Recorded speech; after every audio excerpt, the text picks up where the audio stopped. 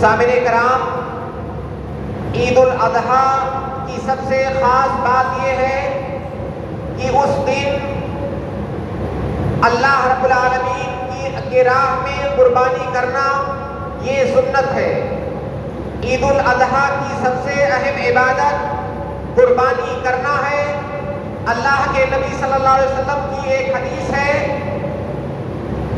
کہ ما تقرب الی عبدی یوم النحر احب الی من اراقۃ الدم او کما قال النبی صلی اللہ علیہ وسلم، کہ عید الاضحیٰ میں سب سے محبوب عبادت جو بندہ پیش کرتا ہے میرے نزدیک قربانی کرنا ہے۔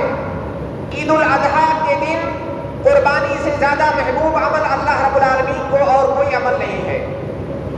سامعین کرام، جب قربانی کرنا ایک عبادت ہے تو ہماری یہ عبادت اللہ اور اس کے رسول کے بتائے ہوئے طریقے کے مطابق ہونا چاہیے، لیکن کئی دفعہ ہم سے قربانی والے دن قربانی کرنے میں کئی ساری کوتاہیاں سرزد ہو جاتی ہیں۔ کئی غلطیاں تو ایسی ہوتی ہیں جن کی بنیاد پر قربانی پر ہی سوالیہ نشان کھڑا ہو جاتا ہے، اور کئی غلطیاں ایسی ہوتی ہیں جن کی وجہ سے ہمیں قربانی پر اس قدر اجر و ثواب نہیں ملتا ہے جتنا کہ ملنا چاہیے، یعنی اجر و ثواب کے اندر کمی ہو جاتی ہے۔ سامعین کرام، آئیے آج ہم ایسے ہی کچھ مسائل کے بارے میں گفتگو کرتے ہیں جن مسائل کے سلسلے میں ہم کمی اور کوتاہی کے شکار ہیں۔ سامعین کرام، جیسا کہ میں نے عرض کیا کہ قربانی یہ ایک عبادت ہے، یہ کوئی دنیاوی مسئلہ نہیں ہے، نہ تو یہ صرف جانور ذبح کرنے کی بات ہے اور نہ ہی گوشت کھانے کی بات ہے، بلکہ قربانی کرنا یہ ایک عبادت ہے۔ اور آپ سب جانتے ہیں کہ کوئی بھی عبادت اللہ رب العالمین کی بارگاہ میں اسی وقت قبول ہوتی ہے جب اس عبادت کے اندر دو بنیادی چیزیں پائی جاتی ہیں۔ پہلی چیز یہ کہ اس عبادت کے اندر اخلاص پائی جائے، اور دوسری چیز یہ کہ اس عبادت کے اندر مطابقت پائی جائے، یعنی اللہ کے نبی صلی اللہ علیہ وسلم کے بتائے ہوئے طریقے کے مطابق وہ عبادت کی جائے۔ سامعین کرام، مالی عبادت ایک ایسی عبادت ہے جس کے اندر ریاکاری داخل ہونے کا خطرہ بہت زیادہ رہتا ہے، اور اس کا مشاہدہ ہم قربانی کے موقع پر کرتے ہیں۔ بہت سارے لوگ ایسے ہوتے ہیں کہ کچھ ایسے حرکات سرزد ہوتے ہیں ان سے جن سے صاف پتہ چلتا ہے کہ اخلاص سے زیادہ ان کا مقصد ریاکاری ہے۔ اگر کوئی انسان قربانی کرتا ہے اور قربانی سے اس کا کوئی دنیاوی مقصد ہے، اگر اس کا مقصد یہ ہے کہ لوگ میرے بکرے کو، میرے قربانی کے جانور کو دیکھیں اور کہیں کہ بہت خوبصورت بکرا ہے، کیا ہی قیمتی بکرا لایا ہے، اگر ایسا کوئی مقصد ہے تو ہماری قربانی قابل قبول نہیں ہے۔ اگر ہم موٹا اور تندرست بکرا اس لیے لاتے ہیں تاکہ ہمیں گوشت زیادہ ملے، اگر میرا بکرا چھوٹا ہوگا تو گوشت کم ہوگا، ہمیں پریشانی ہوگی، اگر ہمارا یہ مقصد ہے تو موٹا بکرا لانے کا کوئی فائدہ نہیں ہے۔ بہت سارے لوگ آپ نے دیکھا ہوگا، خاص طور سے سوشل میڈیا کے زمانے میں یہ بیماری بہت زیادہ عام ہو گئی ہے۔ لوگوں کے اندر فخر و مباحات داخل ہو گیا ہے، اور لوگ ایک دوسرے سے اس لیے سبقت نہیں لے جانا چاہتے ہیں کہ ہم عبادت میں سبقت لے جا رہے ہیں، بلکہ ایک دوسرے سے سبقت اس لیے لے جا رہے ہیں تاکہ لوگوں کے سامنے ہمارا سر اونچا رہے، ہماری ناک اونچی رہے، ہمارا بکرا فلاں کے بکرے سے بڑا ہے، ہمارا بکرا ہمارے پڑوسی کے بکرے سے زیادہ قیمتی ہے، یہ دکھانا مقصود ہوتا ہے۔ ایک آدمی جو فقط 10,000 روپے کا بکرا قربان کر رہا ہے لیکن اس کے اندر اخلاص پایا جا رہا ہے، اس کا یہ عمل قابل قبول ہے اللہ تعالیٰ کے ہاں۔ لیکن اگر آپ 50,000 کا 1,00,000 کا بکرا قربان کر رہے ہیں، لیکن آپ کے دل میں اگر کہیں پر یہ شائبہ موجود ہے، آپ کا مقصد دکھانا ہے، آپ کا مقصد گوشت کھانا ہے، تو آپ کی وہ قربانی قابل قبول نہیں ہے۔ بلکہ اس سے بھی بڑی بات یہ ہے کہ بجائے اس کے کہ آپ کو اس پر ثواب ملے، آپ کو اس پر عقاب ملے گا، آپ کو اس پر گناہ ملے گا، آپ کا وہ عمل اللہ تعالیٰ کے ہاں مردود ہے۔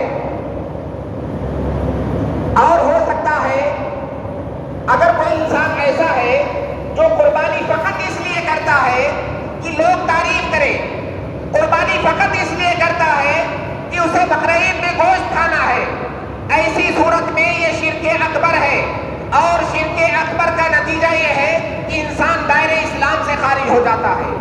اس لیے یہ قربانی کرنے سے پہلے ہمیں اپنے نفس کا مراجعہ کرنا چاہیے۔ یہ قربانی ہے، یہ عبادت ہے، یہ گوشت اور خون اور جانور نہیں ہے، یہ عبادت ہے۔ اسی طرح سے قربانی کے موقع پر ہونے والی غلطیوں میں سے ایک غلطی یہ ہے کہ بہت سارے لوگ یہ سمجھتے ہیں کہ قربانی کا مقصد فقراء اور مساکین کی مدد کرنا ہے، اور مختلف شکلوں میں وہ اس کا اظہار بھی کرتے ہیں۔ جب ان سے پوچھا جاتا ہے کہ آپ 4 بکرے کیوں قربان کر رہے ہیں، یا آپ اپنا بکرا خود نہ قربان کر کے کہیں اور کیوں بھیج رہے ہیں، وہ کہتے ہیں تاکہ فقراء اور مساکین کی مدد ہو جائے۔ سامعین کرام، یہ بات یاد رکھیں کہ قربانی کا مقصد دور دور تک فقراء اور مساکین کی مدد کرنا نہیں ہے۔ اس میں کوئی شک نہیں ہے کہ قربانی کرنے کے بعد آپ اگر وہ گوشت فقراء اور مساکین کو دیتے ہیں تو آپ کو اس پر اجر ملے گا، لیکن اس کا بنیادی مقصد فقراء اور مساکین کی مدد کرنا نہیں ہے۔ فقراء اور مساکین کی مدد کرنے کے اور بھی طریقے ہیں، ان طریقوں سے آپ کر سکتے ہیں۔ بہت سارے لوگوں کو آپ دیکھیں گے کہ وہ رہتے یہاں ہیں، ان کی قربانی کہیں اور ہوتی ہے، یہاں تک کہ دوسرے ملکوں میں بہت سارے لوگ قربانی کرواتے ہیں۔ اگر کسی کے پاس کوئی پریشانی ہے، مجبوری ہے، اس میں کوئی حرج کی بات نہیں ہے، قربانی میں آپ کسی کو وکیل بنا سکتے ہیں، اس کے جواز میں کوئی شبہ نہیں ہے۔ لیکن اگر آپ کا مقصد یہ ہے کہ اس سے ہم فقراء اور مساکین کی مدد کر رہے ہیں، تو گویا کہ قربانی کے مقصد کو آپ سمجھے ہی نہیں۔ قربانی کا مقصد جانور کو ذبح کر کے اللہ رب العالمین کی عبادت کرنا، اس کے ذکر کو قائم کرنا، یہاں تک کہ اپنے ہاتھ سے قربانی کرنا، یہ اللہ کے نبی صلی اللہ علیہ وسلم کی سنت ہے۔ اگر آپ اپنا بکرا کہیں اور ذبح کروا رہے ہیں تو اللہ کے نبی صلی اللہ علیہ وسلم کی سنت پر آپ عمل نہیں کر سکتے۔ لہٰذا جہاں تک ممکن ہو اپنی قربانی آپ کو وہاں کرنی چاہیے جہاں پر آپ موجود ہیں۔ اپنی قربانی آپ کو اپنے ہاتھوں سے کرنا چاہیے، اپنی قربانی کرتے وقت آپ کو وہاں موجود رہنا چاہیے۔ اس میں کوئی شک نہیں ہے کہ وکیل بنانا جائز ہے، لیکن یہ اس صورت میں ہونی چاہیے جب آپ کے پاس حاجت ہو۔ بہت سارے لوگ قربانی کا موقع جب آتا ہے تو بہت سارے روشن خیال اور عقلانی قسم کے لوگ مسلمانوں پر اور اسلام پر یہ اعتراض کرتے ہیں کہ ایک ہی دن میں اربوں کے بکرے قربان کر دیے جاتے ہیں، جبکہ ہمارے سماج میں بہت سارے فقراء اور مساکین پھیلے ہوئے ہیں، اگر ان پیسوں سے ان کی مدد کر دی جائے تو کیا ہی بہتر ہو۔ کتنی بیوائیں ہیں ان کی مدد کر دی جائے، کتنے یتیم بچے ہیں، کتنے ایسے لوگ ہیں جن کے گھر میں فاقہ ہوتا ہے، اگر ان پیسوں سے ان کی مدد کر دی جائے تو یہ زیادہ بہتر ہوگا۔ آپ یاد رکھیں کہ ایسے لوگوں کا مقصد کوئی اچھا مشورہ دینا نہیں ہوتا ہے، ایسے لوگوں کا مقصد دراصل اسلام پر اعتراض کرنا ہوتا ہے، لیکن وہ ڈائریکٹ طریقے سے قربانی کا انکار نہیں کر سکتے، وہ اس لیے دوسرا طریقہ اختیار کرتے ہیں۔ سامعین کرام، آپ ایک بات یاد رکھیں، ایک قاعدہ ہے ہماری شریعت کے اندر کہ ہر عبادت اپنے وقت میں دوسری تمام عبادتوں سے افضل ہے، یہاں تک کہ مستحب عبادت اپنے وقت میں فرض عبادت سے زیادہ بہتر ہے۔ اگر مستحب عبادت کرنے کا وقت ہے، اس وقت اگر آپ فرض عبادت کر رہے ہیں تو یہ کوئی قابل تعریف چیز نہیں ہے۔ عید الاضحیٰ کا دن یہ قربانی کے ذریعے سے اللہ رب العالمین کی عبادت کرنے کا دن ہے، اس دن صدقہ کرنا، فقیروں کی مدد کرنا یہ افضل نہیں ہے، بلکہ اس دن قربانی کرنا یہ زیادہ افضل ہے۔ اور آپ یہ بات بھی یاد رکھیں کہ ایسے ملحد اور عقلانی قسم کے لوگ ایسے نہیں ہوتے ہیں جو فقراء اور مساکین کی مدد کرے۔ آپ یہ یاد رکھیں کہ مشاہدہ اور تجربہ یہ بتاتا ہے کہ جو انسان قربانی کرتا ہے وہی فقیروں اور مسکینوں کی مدد بھی کرتا ہے۔ کہنے والوں نے تو یہاں تک کہہ دیا فالتو میں پیسہ خرچ کرتے ہیں. اگر یہی پیسہ تعلیم پر لگا دیا جائے, یہی پیسہ فقیروں کو دے دیا جائے تو لوگوں کی بدحالی دور ہو جائے. آپ یاد رکھیں, ایسے لوگ نہ تو حج کرتے ہیں نہ فقراء اور مساکین کی مدد کرتے ہیں. فقراء اور مساکین کی مدد بھی وہی کرتا ہے جو حج کرنے جاتا ہے. اسی طرح سے قربانی کے مسائل میں ایک مسئلہ ہے قربانی کے اندر شراکت داری. شراکت داری یہ دو قسم کی ہوتی ہے قربانی کے اندر. ایک شراکت داری ملکیت کے اندر ہوتی ہے اور ایک شراکت داری ثواب کے اندر ہوتی ہے. ملکیت کے اندر شراکت داری اگر آپ کو کرنی ہے تو آپ بڑے جانور میں کر سکتے ہیں. بڑے جانور میں 7 لوگ شریک ہو سکتے ہیں زیادہ سے زیادہ, اور 7 لوگ اس کے مالک ہو سکتے ہیں. لیکن اگر چھوٹا جانور ہے تو اس میں ایک سے زیادہ انسان اس کا مالک نہیں ہو سکتا, وہ صرف ایک آدمی کی ملکیت ہوتا ہے. لہذا شراکت داری چھوٹے جانور میں ملکیت میں شراکت داری نہیں ہوتی ہے بلکہ اجر و ثواب کے اندر شراکت داری ہوتی ہے. لیکن بڑے جانور میں ملکیت میں شراکت داری ہو سکتی ہے. یہاں پر ایک مسئلہ واضح رہے, بہت سارے لوگوں کو یہ غلط فہمی ہے کہ اگر بڑا جانور ہے تو اس میں 7 لوگوں کا شریک ہونا یہ ضروری ہے. ایسی بات نہیں ہے. 7 کی جو تعداد ہے یہ میکسیمم ہے, یعنی 7 سے زیادہ نہیں ہو سکتے. کم سے کم 1 ہو سکتے ہیں, 2 ہو سکتے ہیں, 3 ہو سکتے ہیں. 7 کے اندر کتنے بھی ہو سکتے ہیں. اگر مان لیجیے 3 آدمی قربانی کر رہے ہیں بڑے جانور کی, تو یہ نہیں کہا جائے گا کہ دونوں نے 3.5 قربانی کی, دونوں نے 1 قربانی کی, اور زیادہ سے زیادہ اس میں 7 لوگ شریک ہو سکتے ہیں. تو اس کو ملکیت کے اندر شراکت داری کہتے ہیں. اور دوسرا ہوتا ہے ثواب کے اندر شراکت داری. ثواب کے اندر شراکت داری کا مطلب یہ ہے کہ آپ قربانی کر رہے ہیں, قربانی کے مالک آپ ہیں, قربانی آپ کی ہے, لیکن اس قربانی کے اجر و ثواب میں دوسرے لوگوں کو شریک کرنے کی آپ نیت کریں. وہ آدمی اس کا مالک نہیں ہے, قربانی کرنے والے آپ ہیں, دوسروں کو آپ اجر و ثواب میں شریک کریں. جیسا کہ اللہ کے نبی صلی اللہ علیہ وسلم ایک دمبا قربان کرتے اور کیا کہتے کہ اللہ تعالیٰ یہ میری جانب سے ہے اور میرے گھر والوں کی جانب سے ہے. تو اس کو شراکت ثواب کہتے ہیں. ہمارے یہاں جو میں نے مشاہدہ کیا ہے ایک بہت بڑی غلطی پائی جاتی ہے, وہ یہ کہ بہت سارے گھروں میں یہ متعین ہوتا ہے اس سال ابا کے نام سے, اگلے سال اماں کے نام سے, اس کے اگلے سال فلاں بھائی کے نام سے, الگ الگ ناموں سے قربانی کرتے ہیں لوگ. وہ سمجھتے ہیں کہ یہ چھوٹا جانور ہے, اس میں دوسرے لوگوں کو کیسے شریک کریں گے.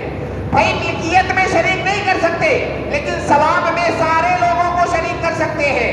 اس لیے نبوی طریقہ یہ ہے کہ جو گھر کا گارجین ہے, جو قربانی خرید کے لا رہا ہے, جو مالک ہے, قربانی اس کی ہے, لیکن اس قربانی کے اندر اپنے تمام گھر والوں کو شریک کرے.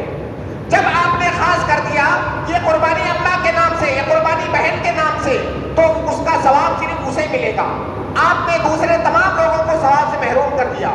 لہذا صحیح طریقہ یہ ہے کہ آپ جب قربانی کریں تو اس قربانی کے اندر اپنے گھر کے تمام افراد کو شامل کریں, جیسا کہ اللہ کے نبی صلی اللہ علیہ وسلم کرتے تھے.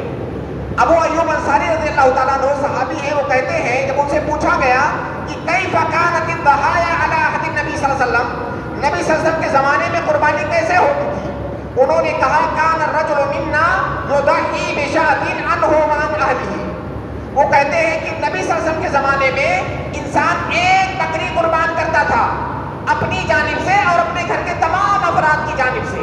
سارے لوگوں کو ثواب میں شریک کرنا چاہیے. اسی طرح سے ایک مسئلہ ہے میت کی جانب سے قربانی کرنے کا. یہ مسئلہ ہندوستان میں بہت دنوں سے چلا آ رہا ہے اور دونوں طرح کے قائلین پائے جاتے ہیں. لیکن اگر مختصر انداز میں مسئلے کی آپ تحقیق میں جائیں گے تو صحیح بات یہ ہے کہ میت کی جانب سے قربانی کرنا یہ ثابت نہیں ہے. اگر کوئی میت یہ وصیت کر کے مرا ہے کہ میری جانب سے قربانی کر دینا اور مال چھوڑ کر کے گیا ہے, ایسی صورت میں اس وصیت کی تنفیذ یہ واجب اور ضروری ہے. ترکہ کی تقسیم سے پہلے آپ کو معلوم ہے کہ ترکہ کی تقسیم سے پہلے وصیت کی تنفیذ ہوتی ہے. تو اگر کوئی آدمی مال چھوڑ کر گیا ہے اور وصیت کر کے گیا ہے تو اس کی جانب سے قربانی کرنا یہ واجب ہے. اور اگر بغیر مال چھوڑے وصیت کر کے گیا ہے یہاں پر واجب نہیں ہے، یہاں پر مستحب ہے، کیونکہ کچھ چھوڑ کے نہیں گیا ہے۔ اور اگر کوئی میت بغیر وصیت کیے وفات پایا ہے، ایسی صورت میں اس کی جانب سے قربانی کرنے کی کوئی دلیل نہیں ملتی ہے۔ اللہ کے نبی صلی اللہ علیہ وسلم کی پوری زندگی دیکھ ڈالیے، 7، 8 یا 9 سال اللہ کے نبی صلی اللہ علیہ وسلم نے قربانی کیا۔ آپ نے کبھی بھی میت کی جانب سے قربانی نہیں کیا۔ آپ کی زندگی میں آپ کی بعض ازواج کی وفات ہوئی، اللہ کے نبی صلی اللہ علیہ وسلم کی 3 بیٹیوں کی وفات ہوئی، آپ کے چہیتے چچا حضرت حمزہ کی وفات ہوئی، اور کئی سارے اعزاء و اقارب کی وفات ہوئی، لیکن اللہ کے نبی صلی اللہ علیہ وسلم نے کسی کی جانب سے قربانی نہیں کیا۔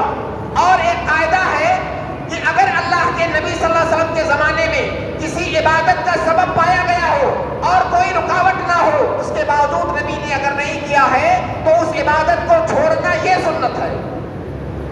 نبی صلی اللہ علیہ وسلم کے زمانے میں اموات پائے جاتے تھے، صحابہ کرام کے زمانے میں اموات پائے جاتے تھے، کیوں کسی سے بات ثابت نہیں ہے کہ انہوں نے قربانی کیا، لہذا میت کی جانب سے قربانی کرنا یہ ثابت نہیں ہے۔ مسئلے کو جذباتی مت بنائے، اسلام کے جذبات کا نام نہیں ہے۔ اگر آپ کو میت کو اجر و ثواب پہنچانے کا بڑا شوق ہے، آپ اس کے لیے دعا کیجئے، آپ اس کے لیے صدقہ کیجئے، جو طریقے شریعت نے بتائے ہیں وہ طریقے اختیار کیجئے۔ لیکن ہمارے یہاں مسئلہ یہ ہے کہ سال میں ایک بار ابا کی جانب سے ایک بکرا قربان کر دو اور اچھے بیٹے بن جاؤ۔ 5 وقت کی نمازوں میں ان کے لیے دعا نہیں کرنی ہے، ان کی جانب سے صدقہ اور خیرات نہیں کرنا ہے، میت کی جانب سے سال میں ایک بکرا ذبح کر دو، میت کا حق ادا ہو گیا۔ ہمارے یہاں یہ مسئلہ ہے۔ ایک حدیث ہے، بعض لوگ اس حدیث کی بنیاد پر یہ استدلال کرتے ہیں کہ اللہ کے نبی صلی اللہ علیہ وسلم نے میت کی جانب سے قربانی کیا۔ وہ حدیث کیا ہے کہ اللہ کے نبی صلی اللہ علیہ وسلم نے جب قربانی کیا تو آپ نے کہا اللہم تقبل عنی وعمن لم یضح من امتی، اللہ تعالیٰ میری جانب سے قبول فرما، وعمن لم یضح من امتی، اور میری امت میں سے جن لوگوں نے قربانی نہیں کیا ہے ان کی جانب سے قبول فرما۔ اب یہاں پر یہ استدلال کرتے ہیں بعض لوگ کہ میری امت میں جن لوگوں نے قربانی نہیں کیا ہے یعنی جو لوگ وفات پا چکے ہیں۔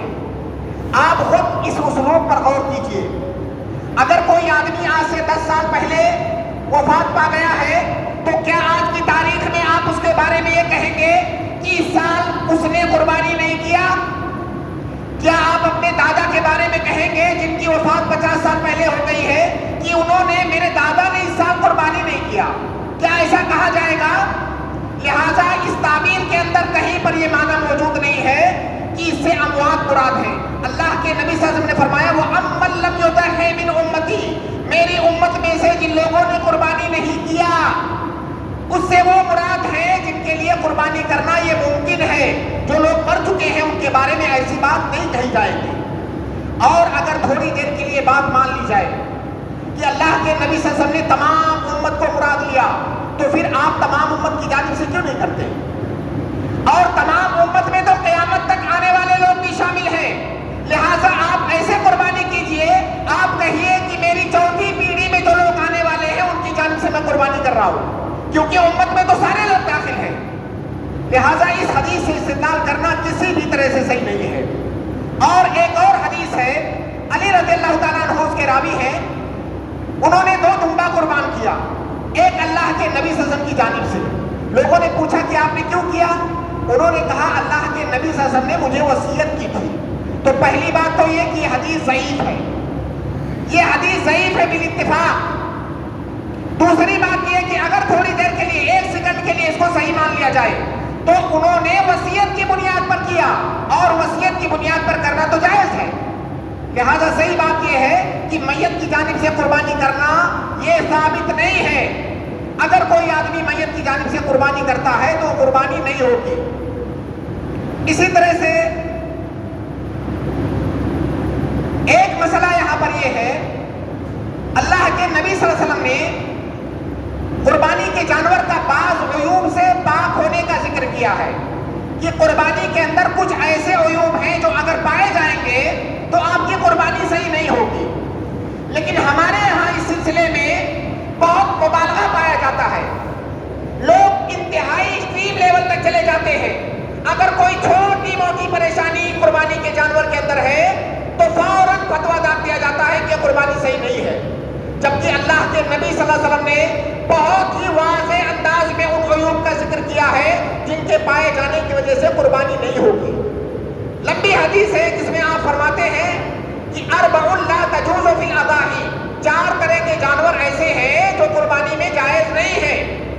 بعض الفاظ میں ہے کہ اللہ کے نبی صلی اللہ علیہ وسلم سے پوچھا گیا کہ ماذا یتقی فی الاضاحی، قربانی کے جانور میں کن چیزوں سے بچا جائے گا؟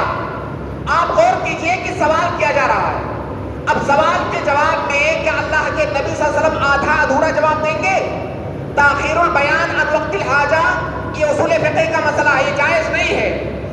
اللہ کے نبی صلی اللہ علیہ وسلم نے وہاں پر گن کے بتایا کہ اربع لا تجوز فی الاضاحی، اور عدد یہ حصر پر دلالت کرتی ہے، 4 طرح کے جانور قربانی میں جائز نہیں ہے۔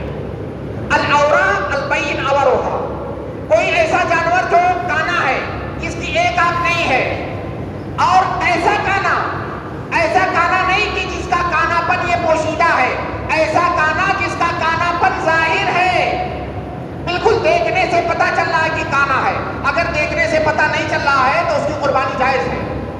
الاورا البین اورھا، اب اگر کوئی جانور اندھا ہے تو اس کا تو بدرجہ اولا اس کی قربانی جائز نہیں ہوگی۔ المریض البین مرضھا، دوسرا جانور ایسا بیمار جانور جس کی بیماری واضح ہے، ورنہ تھوڑی موڑی بیماری تو ہر جانور کے اندر ہوتی ہے، کسی کی ناک بہ رہی ہے، کسی کو ہلکی پھلکی کوئی اور پریشانی ہے، شاید باید ہی آپ کو کوئی جانور ملے جس کے اندر کوئی پریشانی نہ ہو۔ اسی لیے ہماری شریعت کی آسانی ہے کہ ہماری شریعت نے کہا المریض البین مرضھا، جس کی بیماری واضح ہے، اگر اس کے اندر کوئی ہلکی پھلکی چیز ہے تو بیماری میں اس کا شمار نہیں ہوگا، اس کی قربانی جائز ہوگی۔ الارجاء البین دلوھا، ایسا لگڑا جانور جس کی لگڑاہٹ یہ واضح ہے، لگڑا مطلب لگڑا کے چلے، دیکھنے سے پتہ چل رہا ہے کہ لگڑا کے چل رہا ہے، یا کوئی ایسا جانور ہے کہ دوسرے جانور آگے نکل جا رہے ہیں، وہ ان کا ساتھ نہیں دے پا رہا ہے، لگڑا رہا ہے، تو اس کی لگڑاہٹ اگر ظاہر ہے تو اس کی قربانی جائز نہیں ہے۔ لیکن اگر اس کی ٹانگ میں کوئی ہلکی پھلکی پریشانی ہے جس سے کہ اس کی لگڑاہٹ ظاہر نہیں ہے تو اس کی قربانی جائز ہے۔ اب اگر کسی کا پاؤں ہی کٹا ہو تو یہ تو لگڑاہٹ سے بھی بڑا عیب ہو گیا، لہٰذا اس کی بھی قربانی جائز نہیں ہوگی۔ چوتھا عیب ہے الحزیلہ، بعض الفاظ میں ہے الکبیرہ، بعض الفاظ میں ہے العجفہ۔ خلاصہ یہ ہے کہ ایسا کمزور جانور جس کی ہڈیوں میں گودا نہ ہو، یعنی انتہائی کمزور جانور کی قربانی جائز نہیں ہے۔ سامعین کرام، اللہ کے نبی صلی اللہ علیہ وسلم نے 4 عیوب کا ذکر کیا اور حصر کے طور پر کیا، لہذا اگر کوئی ایسی بیماری ہے جو ان 4 بیماریوں کے مساوی ہے تو اس کی بھی قربانی جائز نہیں ہوگی، کیونکہ شریعت کا اصول ہے کہ الشریعۃ لا تفرق بین المتماثلات، متماثل چیزوں کے درمیان شریعت فرق نہیں کرتی ہے، تو اگر کوئی بیماری ان 4 بیماریوں کے مساوی ہے تو اس کی بھی قربانی نہیں ہوگی، اور کوئی بیماری اگر ان 4 بیماریوں سے بڑی ہے تو اس کی قربانی بھی نہیں ہوگی، لیکن اگر کوئی بیماری ان 4 بیماریوں سے کمتر ہے تو اس کی قربانی جائز ہے۔ البتہ کچھ چیزیں ایسی ہیں کہ جن سے اگر بچا جائے تو بہتر ہے۔ علی رضی اللہ تعالیٰ عنہ کی روایت ہے، وہ کہتے ہیں کہ امرنا النبی صلی اللہ علیہ وسلم ان نستشرف العین والاذن، آنکھ اور کان میں شرف طلب کرنے کا حکم دیا اللہ کے نبی صلی اللہ علیہ وسلم نے۔ تو آنکھ کا مسئلہ تو پہلی والی روایت جو کہ برا ابن عازب کی روایت ہے اس میں واضح ہو گیا کہ آنکھ میں کون سی پریشانی ہوگی تو اس سے بچنا ہے۔ کان کا جہاں تک مسئلہ ہے، کان میں اگر تھوڑا سا کٹا ہے، پھٹا ہے تو یہ مکروہ ہے، لیکن عدم جواز کی بات نہیں کہی جا سکتی۔ اگر کان میں کوئی دقت ہے، البتہ اگر کان مان لیجیے کٹا ہے، اس میں زخم ہے، خون بہ رہا ہے، تو پھر یہ بیماری میں داخل ہو جائے گا، اس کی قربانی جائز نہیں ہوگی۔ لیکن اگر کان کٹا ہے، پھٹا ہے، اس میں زخم نہیں ہے تو اس کی قربانی جائز مال کراہا ہے۔ اور سینگ کا جہاں تک مسئلہ ہے، سینگ کے مسئلے میں کوئی بھی صحیح حدیث وارد نہیں ہے کہ اگر سینگ ٹوٹی ہے تو قربانی نہیں ہوگی۔ اس میں کوئی شک نہیں ہے کہ آپ کا جانور جتنا زیادہ مکمل ہو، جتنا زیادہ تندرست ہو، جتنا زیادہ خوبصورت ہو، اتنا زیادہ بہتر ہے۔ لیکن یہ کہہ دینا کسی معمولی چیز کی بنیاد پر کس کی قربانی نہیں ہوگی، ایسا کہنا یہ درست نہیں ہے۔ اسی طرح سے قربانی کے جانور کا دانتا ہونا ضروری ہے۔ بہت سارے لوگ اس کو عمر سے جوڑتے ہیں اور کہتے ہیں کہ بکرے کی عمر اگر 1 سال کی ہو گئی تو اس کی قربانی کر سکتے ہیں۔ نہیں، بالکل نہیں۔ اللہ کے نبی صلی اللہ علیہ وسلم نے صاف طور سے فرمایا لا تذبحوا الا مسنہ، صرف دانتے کی قربانی کرنا ہے۔ اہل لغت نے مسنہ کی تعریف سنی سے کی ہے، اور سنی اس جانور کو کہا جاتا ہے جس کے آگے کے دونوں دانت، جس کو کہ ثنیہ کہا جاتا ہے، وہ گر گئے ہوں اور نئے دانت نکل آئے ہوں، تو صرف اسی جانور کی قربانی جائز ہے جو دانتا ہو۔ اگر 1 سال سے پہلے دانت نکل آتے ہیں اس کے، تو اس کی قربانی کرنا صحیح ہے، اور اگر 1 سال کے بعد بھی نہیں نکلتا ہے تب بھی اس کی قربانی صحیح نہیں ہے۔ لہذا دانتا ہونا قربانی کا یہ ضروری ہے۔ اسی طرح سے ایک غلطی جو بہت سارے لوگ کرتے ہیں قربانی کے گوشت کے سلسلے میں، وہ یہ ہے کہ اللہ کے نبی صلی اللہ علیہ وسلم نے قربانی کے گوشت کا 3 مصرف بتایا۔ حدیث ہے جس کے الفاظ ہیں فَكُلُوا وَادَّخِرُوا وَتَصَدَّقُوا، کھاؤ اور اسٹور کر کے رکھو اور صدقہ کرو۔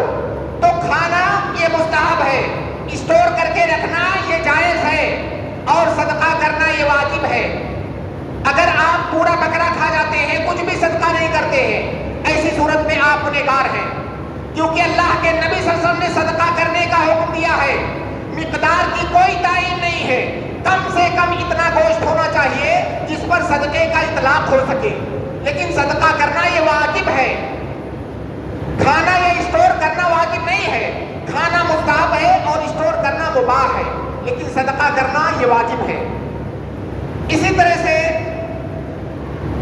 ایک غلطی جو ابھی ہندوستان میں بھی آنے لگی ہے وہ یہ ہے، بہت سارے لوگ بکرا جب بقرعید آتی ہے تو قربانی کرنے کے لیے جب بکرا خریدنے جاتے ہیں تو بکرے کے مالک سے یہ طے کرتے ہیں کہ قربانی کے دن اس بکرے کو ہم ذبح کریں گے، اور جتنا بھی گوشت نکلا مثال کے طور پر 1000 روپیہ کلو کے اعتبار سے ہم جوڑ کر کے آپ کو قیمت دیں گے،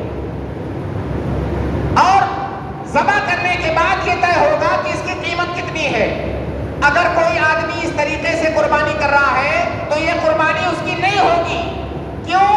اس لیے کہ قربانی جائز ہونے کے لیے شرط ہے کہ جو قربانی کرنے والا ہے وہ قربانی کے جانور کا مالک ہو۔ ابھی آپ نے بکرا خریدا نہیں ہے، آپ اس کے مالک نہیں بنے ہیں، لہذا آپ کی وہ قربانی صحیح نہیں ہوگی۔ اور اگر کوئی آ کر کے آپ سے یہ دعویٰ کرتا ہے کہ بھائی میں نے تو خرید لیا ہے، فقط قیمت نہیں دیا ہے، قیمت بعد میں دوں گا، تو آپ اس سے پوچھئے، آپ اس سے بتائیے کہ بیع و شراء کا ایک اصول ہے کہ خریدتے وقت قیمت معلوم ہونی چاہیے۔ آپ کو تو قیمت معلوم ہی نہیں ہے، وہ بکرا کتنے کا ہے آپ کو ابھی سے نہیں معلوم، تو اگر آپ یہ کہتے ہیں کہ آپ نے خرید لیا ہے تو پھر یہ خریداری جائز نہیں ہوگی، اور جب خریداری جائز نہیں ہے تو اس کی ملکیت بھی منتقل نہیں ہوگی۔ آپ اس بکرے کے مالک نہیں ہیں، لہٰذا آپ کی وہ قربانی نہیں ہوگی۔ لہٰذا ضروری ہے کہ بکرا آپ پہلے سے خریدیے، اپنی ملکیت میں لے لیجیے۔ سامعین کرام، اسی طرح سے ایک آخری مسئلہ بیان کر کے اپنی بات ختم کروں گا۔ یہ مسئلہ ہے صفائی ستھرائی کا مسئلہ۔ ہم سب جانتے ہیں، اور ماشاءاللہ ہم سارے لوگ علل اعلان یہ دعویٰ بھی کرتے ہیں کہ ہمارا دین ہمیں صفائی اور ستھرائی کی تعلیم دیتا ہے، اور ہم باقاعدہ فخر کرتے ہیں کہ ہمارے دین میں صفائی یہ ایمان کا حصہ ہے۔ ہم لوگوں کے سامنے سر اونچا کر کے کہتے ہیں کہ ہمارے دین نے صفائی کو اتنی اہمیت دی ہے کہ اسے دین کا حصہ بنا دیا ہے، لیکن افسوس کی بات تو یہ ہے کہ گندگی اور غلاظت یہ ہماری پہچان بن گئی ہے۔ بات یہ سخت ہے مگر حقیقت یہی ہے۔ آپ میں سے ہر آدمی جانتا ہے کہ اگر کوئی محلہ گندا ملے، اگر کسی محلے کے اندر کچرا پھیلا ہوا ہے تو آپ سمجھ جائیے کہ وہ محلہ ہم مسلمانوں کا ہے۔ صفائی ہم لوگ گندگی سے پہچانے جانے لگے ہیں۔ کسی بھی شہر میں چلے جائیے، چاہے مالیگاؤں ہو یا دنیا کا کوئی اور شہر، مسئلہ یہ ہے کہ ہم یہ سمجھتے ہیں کہ شتر مرغ کی طرح سے ہم نے ریت میں سر ڈال لیا، طوفان ٹل گیا۔ کہو مت، حقیقت بدل جائے گی۔ نہ کہنے سے حقیقت نہیں بدلتی ہے۔ صحیح ہماری پہچان بن چکی ہے. ہم ایسے لوگ ہیں جن کے دین نے صفائی اور ستھرائی کو جن کے ایمان کا حصہ بنا دیا ہے اور گندگی کو ہم نے اپنی پہچان بنا لیا ہے. اور اس گندگی کا مظاہرہ ماشاءاللہ ہم بقرعید میں بھی کرتے ہیں. اس سے پہلی بات تو ہم صفائی ستھرائی کرنے سے جو اجر و ثواب ہے اس سے محروم ہو جاتے ہیں. ہم اللہ تعالیٰ کو ناراض کرتے ہیں. ہم دوسرے بہت سارے لوگوں کو تکلیف دیتے ہیں. ہم ایک ایسے ملک میں رہتے ہیں جہاں پر ہم اقلیت میں ہیں. ہمارے آس پڑوس میں غیر مسلم آباد ہوتے ہیں. ہم ان کو تکلیف دیتے ہیں. کسی غیر مسلم کو تکلیف دینا بھی ہماری شریعت کے اندر جائز نہیں ہے. ہم شاہراہ عام پر قربانی کر دیتے ہیں. وہاں خون پھیلا ہوتا ہے, وہاں پر چمڑوں کے ٹکڑے پھیلے ہوتے ہیں, وہاں ہڈیاں پھیلی ہوتی ہیں. بہت سارے لوگ جھڑیاں وہاں پر چھوڑ دیتے ہیں اور وہ سڑ گل کر کے اس میں تعفن پیدا ہوتا ہے. کئی دفعہ بیماری بھی پھیل سکتی ہے, دوسروں کو تکلیف ہوتی ہے اور ہم اسلام اور مسلمانوں کی بدنامی کا سبب بنتے ہیں اور گندگی کی پہچان بنا دیتے ہیں اسلام کو. سامعین کرام, قربانی میں خاص طور سے ہم جب ایک عبادت کر رہے ہیں تو اسے عبادت کی طرح سے کرنا چاہیے, مکمل اللہ کے نبی صلی اللہ علیہ وسلم کے طریقے سے کرنا چاہیے. جس نبی نے ہمیں قربانی کی تعلیم دی ہے اسی نبی نے ہمیں صفائی اور ستھرائی کی بھی تعلیم دی ہے. لہٰذا ہمیں چاہیے کہ جب ہم قربانی کریں تو صفائی اور ستھرائی کا اس دن خاص خیال رکھیں اور ہم اسلام اور مسلمانوں کی بدنامی کا سبب نہ بنیں. سامعین کرام, اللہ رب العالمین سے ہم دعا کرتے ہیں کہ اس قربانی کو اللہ رب العالمین تمام امت کے لیے باعث خیر و برکت بنائے. اللہ رب العالمین ہمارے اندر اخلاص پیدا کرے. اللہ رب العالمین ہم جو بھی قربانی کرنے جا رہے ہیں اللہ رب العالمین تو اسے شرف قبولیت سے نواز. اللہ رب العالمین ہم سے اگر کوئی غلطی ہو رہی ہو تو اللہ رب العالمین ہمیں اس کے تدارک کا, اس کی تلافی کا کی توفیق دے. اللہ رب العالمین ہمارے تمام طرح کے نیک اعمال کو قبول فرما. وآخر دعوانا الحمدللہ رب العالمین.